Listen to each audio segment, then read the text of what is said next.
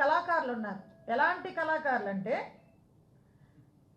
చేతకానితనానికి, చావలేనితనానికి పర్యాయపదంగా మాట్లాడాలనుకుంటే ఎవరి పేరు చెప్పొచ్చు, ఏ మంత్రి పేరు చెప్పొచ్చు అని అడిగితే తక్కువ అని చెప్తారు, కోడిగుడ్డు మంత్రి అని. కోడిగుడ్డు మంత్రి అని చాలా క్లియర్గా చెప్పే ఈ మంత్రి పాపం 2 నెలల మంత్రి అయిపోయిద్దా? ఇంకా ఇప్పటికే నియోజకవర్గం లేక, నియోజకవర్గం రాక, ఏ నియోజకవర్గంలో పోటీ చేస్తామో తెలియక, నియోజకవర్గం పీకేసిన తర్వాత కంట్లీలు పెట్టేసుకొని కర్చీఫులు తడిపేసుకున్నవాడు కూడా నా నియోజకవర్గం వచ్చి నా గురించి మాట్లాడతాడు, నా మీద సవాళ్ళు విసురుతాడు. అంటే దరిద్రం ఏంటంటే ఐటీ శాఖ మంత్రి ఐటీ గురించి తప్ప అన్నిటి గురించి మాట్లాడతాడు. అది అతనిలో ఉన్న వెరైటీ. అరే ఐటీలో నువ్వు ఏ కంపెనీలు తీసుకొచ్చావురా అంటే అప్పడాల తయారీ ఫ్యాక్టరీ, నూడిల్స్ తయారీ బండి, లేకపోతే ఇంకోటి ఏంటి పూతరేకుల కంపెనీ. ఇవి మా నోడు దృష్టిలో ఐటీ అంటే పూతరేకుల కంపెనీ, అప్పడాల తయారీ, నూడిల్స్ బండి, ఇలాంటి బడులు ఓపెన్ చేయడానికి వీటికి ఉపయోగపడే మంత్రి అయిపోయాడు ఈ ఐటీ మంత్రి. అంటే ఇంకెంతకాలంలో ఐటీ ఐటీ ఐటీ ఐటీ అనుకోవడం కాస్త ఇప్పుడు ఏంటో అనుకునే పొజిషన్కి వచ్చేసింది ఈరోజు. అంటే నిన్న మాట్లాడుతూ అతగాడు నా దగ్గరకు వచ్చి, మా కాన్స్టిట్యున్సీకి వచ్చి ఏమన్నాడంటే నా గురించి మాట్లాడితే నా స్థాయి పెంచడం అంట. అరే నువ్వెక్కడ, నేనెక్కడ? నేను ఈరోజు రాష్ట్ర మహిళా అధ్యక్షురాలని, తెలుగుదేశం పార్టీలో పాలిట్ బ్యూరో సభ్యురాలని, 2024 జరగబోయే ఎలక్షన్స్లో పాయక్రోపేట నియోజకవర్గం నుంచి పోటీ చేసే అభ్యర్థిని, ఉమ్మడి అభ్యర్థిని. నీ గురించి ఒక్కడు చెప్పు, నీకు నాకు పోలికేంటి? నీ గురించి ఒక్కడు చెప్పు. ఎక్కడ పోటీ చేస్తావో నీకే తెలీదు, అసలు పోటీ చేస్తావో లేదో కూడా నీకు తెలీదు. నువ్వు నా నియోజకవర్గం వచ్చి తొడగొట్టేసి జగన్మోహన్ రెడ్డిని కానీ భారతీ రెడ్డిని కానీ ఏవైనా అంటే పరిగెట్టించి కొడతానని చెప్పి మాట్లాడుతున్నావు. బరాబర్ మాట్లాడతా.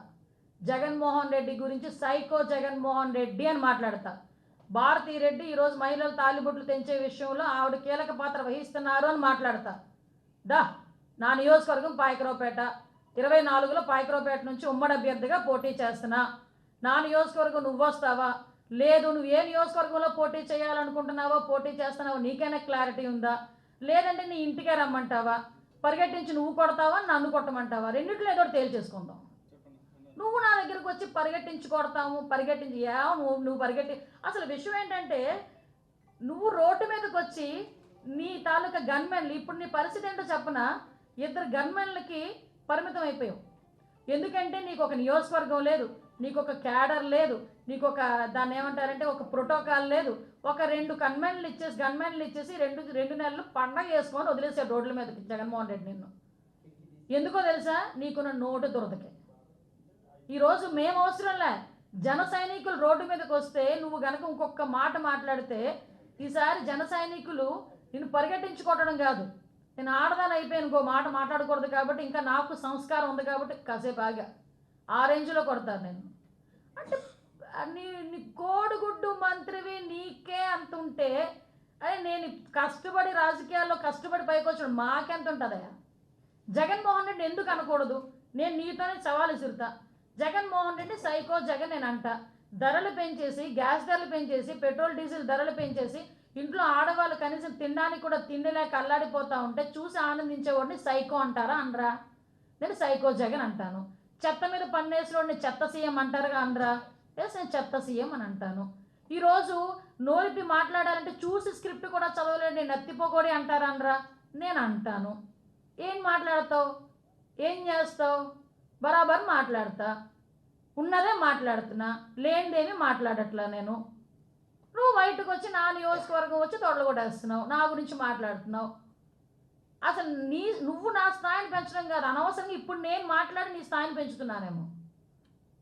ఎందుకంటే మంత్రి చేసిన నీకే నీ పార్టీలో స్థానం లేదు, స్థాయి లేదు.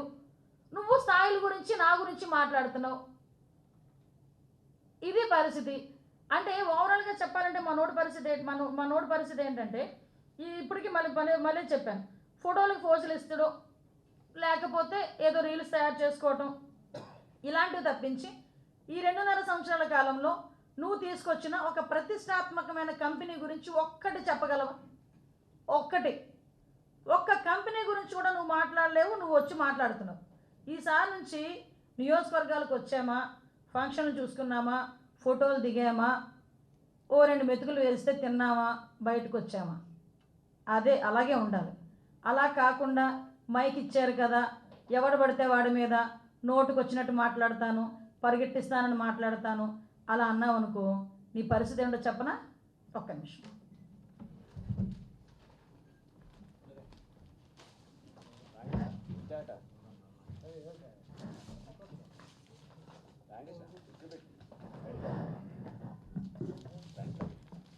ఎవడో తెలుసా? ఈసారి పిచ్చి పిచ్చి మాటలు మాట్లాడితే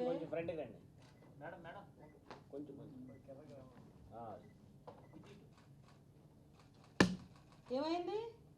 గుడ్డు పగిలింది. ఈసారి కూడా అదే జరిగింది. ఇష్టానుసారంగా నోటుకు వచ్చినట్టు మాట్లాడతాము, నోటుకు వచ్చినట్టు ఏది పడితే అది వాగుతామంటే గుడ్డు పగిలిద్ది ఒక్కొక్కరికి. మాతో పెట్టుకోకండి.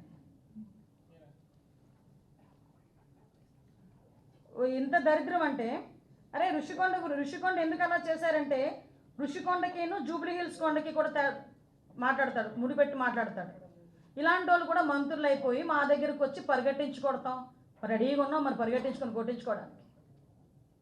నువ్వు వచ్చి మాట్లాడితే మంత్రివి, మంత్రి స్థాయిలో ఈ 2 నెలలైనా కాపాడుకొని మాట్లాడితే అందరికీ మంచిది. లేదు నా స్థాయి దిగజార్చుకొని మాట్లాడతానంటే కనుక మేము ఒక్క స్టెప్ దిగితే నీ పరిస్థితి ఏమవుతుందో అర్థం చేసుకోవాలి సార్.